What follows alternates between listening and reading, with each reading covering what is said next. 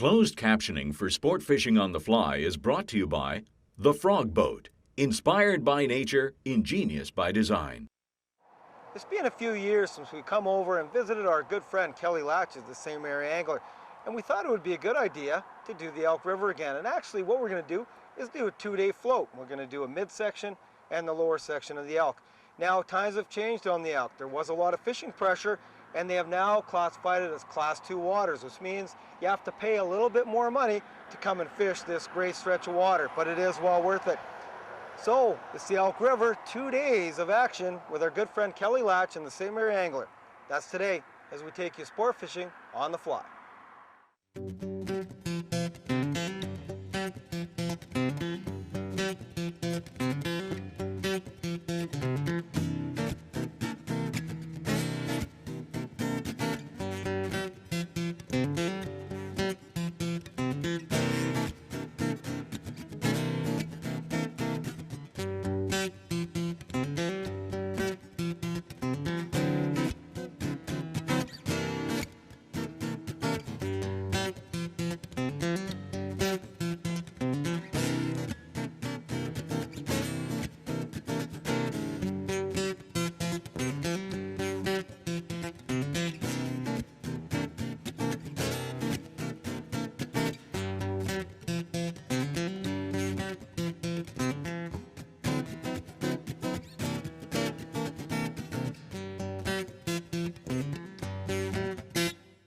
Sport Fishing on the Fly is brought to you in part by Islander Reels, Precision Reels, The Frog Boat, inspired by nature, ingenious by design, and Rio Products, specialists in fly lines, leaders, and tippet materials. Boy, he's giving you a pretty good tussle for a little cutty. Yeah, it's not bad. He's got a little bit of little girth to him. Yeah. Not over long, but he's putting up a little pull. Yeah, what are you expecting here? You know, you're going to get fish to the 20-inch range and up, and you get these nice little guys. Can't beat it, all dry fly.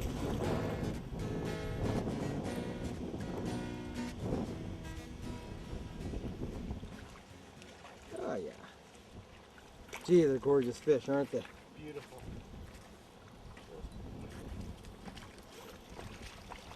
And sometimes they won't eat it, so always a good thing to have, like Justin's pulling out here, some forceps. Make sure you have them because it is critical with these cutties. They tend to eat them pretty good.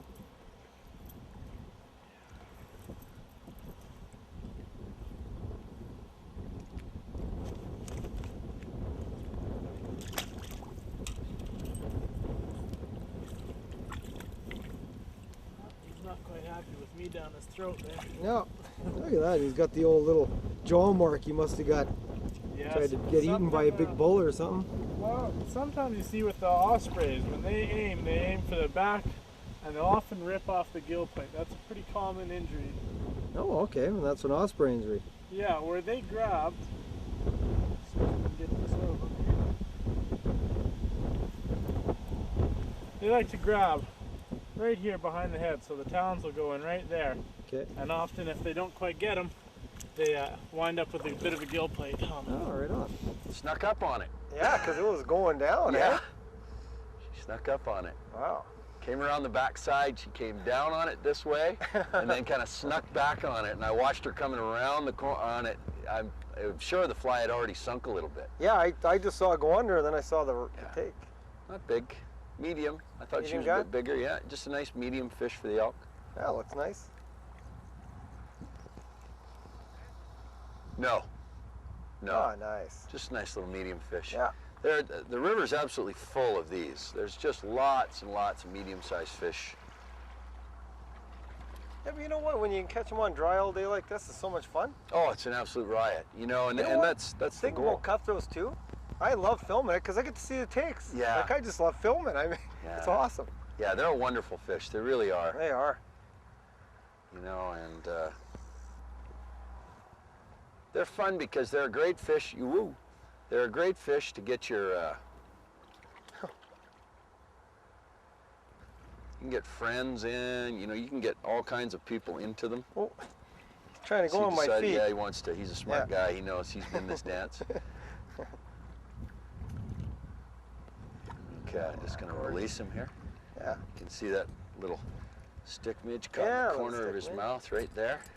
Oh yeah. Real gorgeous fish. I love them. They are beautiful fish. Little barbless. Look at that. Aren't they pretty? Oh, pretty fish. They are. They're just gorgeous. Yeah, they're really pretty. Let's just slide him back in.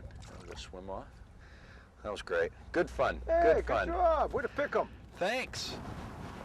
Work it out a little more. Yes, please. Yeah, there it is out there. Not a bad fish. Nice work. Whoa. Nice work. And what did he take? He took the little, what do you call it? The stick midge, or? Yeah. That's a nice cutty. You can come right in, Kel. You can get right in close. Look at that guy. Just took it right there. Oh, don't want to squeeze him. Barbless hooks. Nice way to do it. Flip him upside down. There he is. Oh, he wants to go. Oh, he's going to do so. Oh, there he goes. There he is. That's what you call a nice release. It's what we call a grant release. That was a granny release. Well, you know what? You hate like heck to squeeze a fish. If he's going to go, just let him go. Makes it a lot easier. But that was a half decent size. Caught him right off this log right here.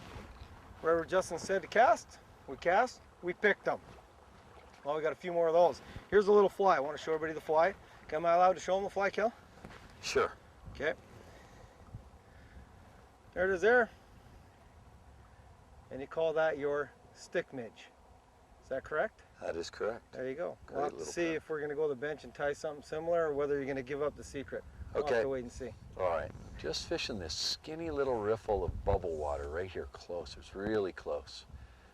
And we're just often, these cutthroats will move in quite close to feed along these edges. So you Yeah, never... how shallow of water are you in, Kel? Yeah, they get into really shallow water. And That's got to be a foot. Not even. Not even a foot of water. I had just missed one just as we came in, and I'll show you what see if there's another. There should be another in here. There's usually several of them sitting in here. Fishing, I switched patterns. I went to a mahogany, what we call a mahogany dun. It's a really cute little pattern. It's quite large, actually. It's a size 14. I'll show it to you, and it works. It's a good go-to pattern for a lot of western trout streams. It's on a take again, and oh, there he is. Oh, it's this little guy. Still nice though.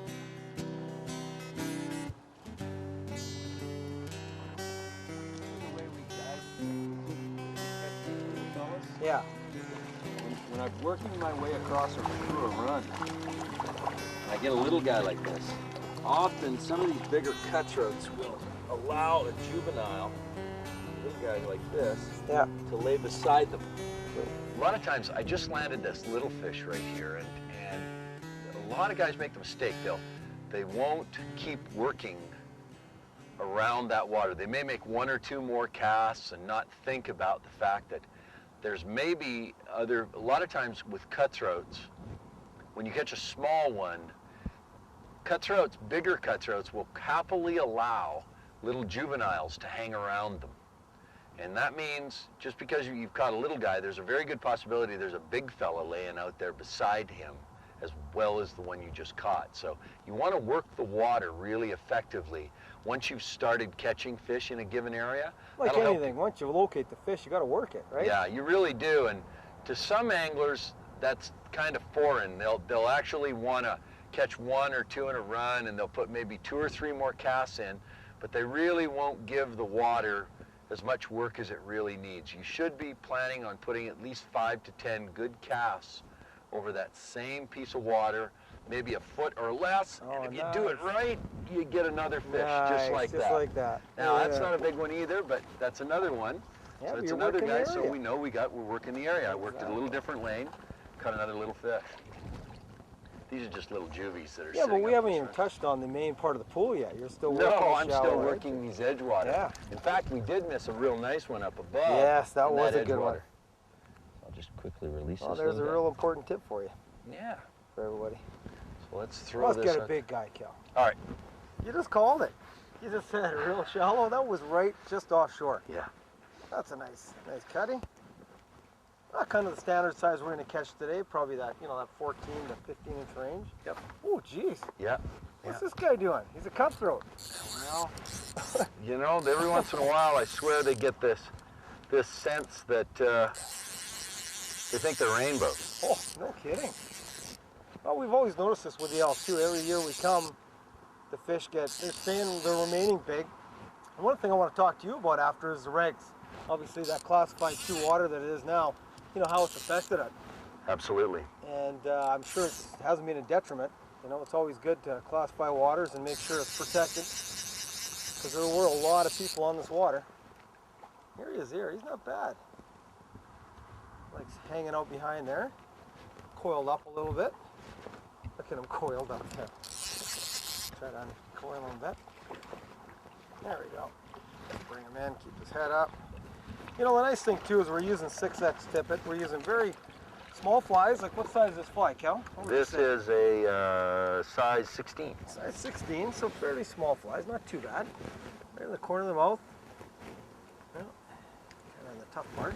Look at the cuts. Look at the cuts there, and I'm just going to hold them up here. There he is. That's a nice, average little cutty. Look at the beautiful colors on him. Gorgeous, gorgeous fish. I love the slits, those West Slope cutthroat slots on them. Let them back in, right through your feet, and off he goes. Excellent work, Don. Unreal. And again, you said work it tight. That was no more than a foot off the shore. Right in that little seam that comes by that rock. Yeah, they love the shallow water, and they'll sit on these edges. So again, don't go trudging out and slash through all the good water. The fish are sitting right by shore, so work your way up. And again, the way I like to approach it, start at the back of the pool and work your way up.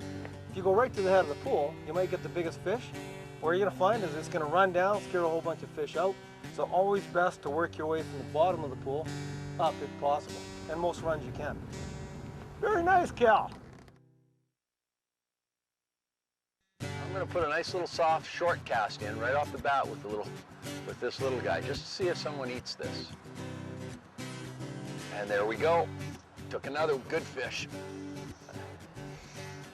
Right away. First cast with that fly. First cast. Second it touched down on water. Unreal. Had it in a couple seconds, and boom, we got into another one, eh? And that's just, again, in such shallow water, just sitting there. Yeah, he was in about a foot of water, sitting on the edge. It's, yeah, pretty phenomenal stuff. Eh? It is. And this is another one, just nice medium fish. Oh, it's a nice fish. Real nice fish. So there's a big benefit of changing up your pattern. Absolutely, and often it's wise when you do make the change to go to a smaller pattern. Not a bigger pattern, a smaller pattern. Start small or start bigger and then go small. Yeah, start with a medium pattern. I fished a medium pattern in there. Nothing too big, nothing too small. That's a size, what, 18? This is a little smaller than that. This is a 20. Okay. Yeah, this is a 20, and this is a blue wing. So this is what they would expect to see. Trouble here. That's why you always have forceps, especially small flies. Tough to grab hold of. Oh yeah, beautiful. Very nice cutty. There you go. This is a nice fish, Cal. Wow. This is a real nice one. No. Boy, gonna have to work him. I got 6X in that current. This could be tough to try to bring him back. What we'll do is I'll pull anchor, we'll drift with him, okay? Okay. Yeah, because this is a real nice fish. Yeah. Oh, he's nice. Yeah, he's a nice fish. Coming back at it? Yeah. Okay, Oh, that's the nice thing of these large arbor reels there. Yeah. Oh yeah, it's a nice one. You always know you got a good fish when he's head shaking. You know, your rod's doing this one. I love that. You know, the beauty too is fishing out of this boat, you get to fish along the banks. I love that. See him come right up off the bottom, suck the fly down. Yep. And they take forever to come up, to take it. Forever. Forever. Oh, that's a dandy. Dandy fish here. Oh, is it ever, yeah. I'll hold the boat and you can eat your net right there. Time. I'll take my time, yeah. Got to keep his head out of the water long enough to get him in. Oh, big old Oh, male. that's a nice fish. Yeah. So, clear the fly first, if I can.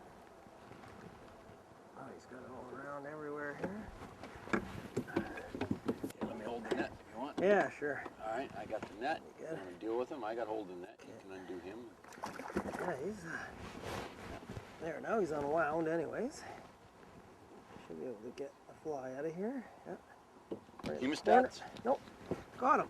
All So right, I'll hold him lift, up. I'll lift Yeah, up. lift Here, up the I'll net. lift the net. Grab him out of here. Whip my hand. Oh, look at the colors. Oh, stop it. Stop it. Stuck it. Stop it. Yes, they're nasty. Well, they are. Oh, isn't that a beautiful look at the colors on that fish? Isn't that gorgeous? It's beautiful. Oh, nice. There he goes. Yeah, Cal. Good job, buddy. Good job. Right Nice along cast. the bank. Excellent right in catch. tight. And you look at all the boulders. You can see boulders all through this whole area. There's fish sitting behind all these boulders. Yeah, there are. And I really like that fly. You know what? We're going to go to the bench right now, and we're going to tie one of these patterns. Kelly's got a whole bunch, so we'll surprise you. Let's go to the bench, and we'll tie you up one of these great patterns that Kelly's got for the Elk River. Super.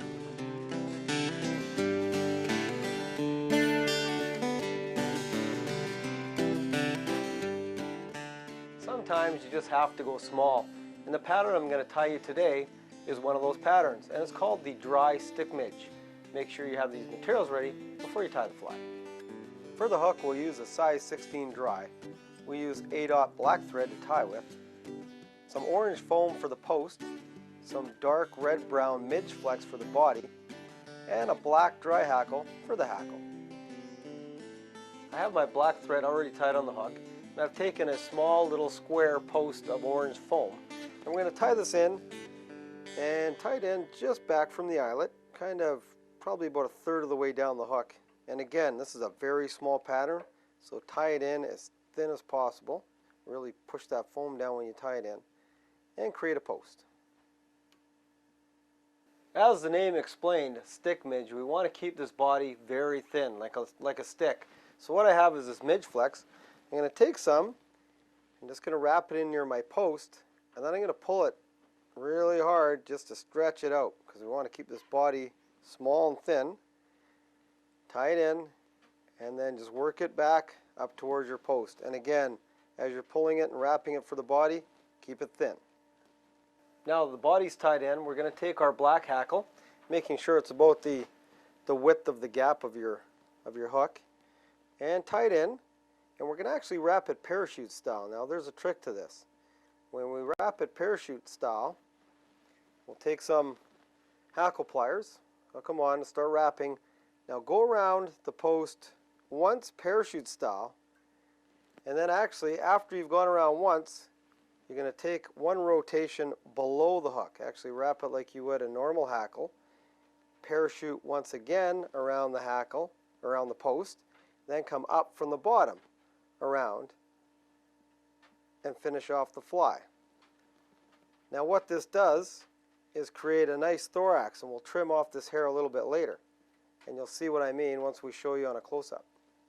Now that we've tied off our hackle, we're going to whip finish, and we'll trim the post on the fly to the right length. As you may have noticed when I was tying the fly, when I took those hackle wraps underneath the pattern, what we're going to do now is take our scissors and trim off those hackle barbs that are underneath the fly.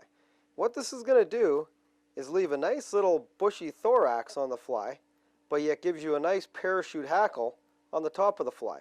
So tying these small patterns, you get a real nice full thorax and body on the fly, and a nice parachute on the top. Sometimes it's a real pain to have to go to a size 16 or 18 to catch fish, but when the fish are keyed on them, you have to. And this pattern here is a great go-to fly.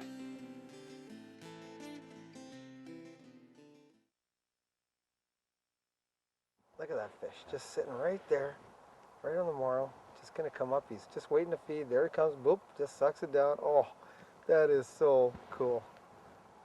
There he goes again. Oh, that fish is just feeding. We got him with the midge. Nice. Yeah, baby. See, you just got to match it up. You just got to match the patterns, and you get them. Baby. So I just want to ask you a few things about these new classified waters. Now, the Elk River has been classified as a Class 2 water, same with the St. Mary's River. Has it been an advantage, or what advantage or disadvantage did you see in that? The big advantages is that the long-term goals of the classified system were to control angler densities. With those increasing densities come some of the problems that are overcrowding, and you hear about anglers, you know, courtesy issues about people not, and lots of boat traffic on this river. Because the Class 2 licenses require, for a non-resident, $21.20 per day. I paid, what did I pay? $15. $15 as a resident. Yeah, as a resident, BC resident, and I get classified for the whole year. I can fish any Class 2 water. Correct. Now, here's the point.